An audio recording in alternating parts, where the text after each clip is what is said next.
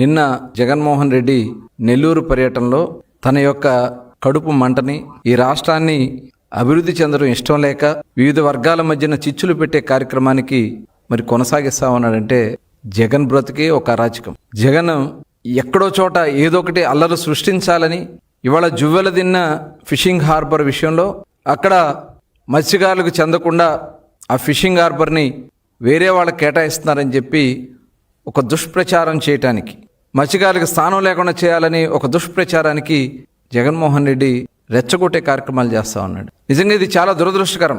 అక్కడ fishing harbour నిర్మాణం వాళ్ళకి బిల్లులు ఇవ్వకుండా, ఆ పనులు కంప్లీట్ అవ్వకుండా ఆ ఫిషింగ్ హార్బర్ని వెనక్కి నెట్టినటువంటి వ్యక్తి జగన్మోహన్ రెడ్డి. ఇది అవునా కాదా? అదే కాకుండా ప్రభుత్వం వచ్చిన తర్వాత కూటమి ప్రభుత్వం పనులు వేగవంతంగా చేస్తుంది. ఇంకా కొద్ది పనులు మిగిలి ఉన్నాయి.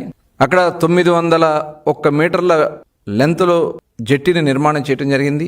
అక్కడ ఫిష్ ల్యాండింగ్ సెంటర్ కానీ, అక్కడ కోల్డ్ స్టోరేజెస్ కానీ, వాళ్ళకి కావాల్సినటువంటి వలలు కానీ, ఇవన్నీ కూడా భద్రపరచుకోవడానికి గదులు కానీ, అక్కడ ఒక సొఫిస్టికేటెడ్ ఫిషింగ్ హార్బర్ నిర్మాణం జరిగింది.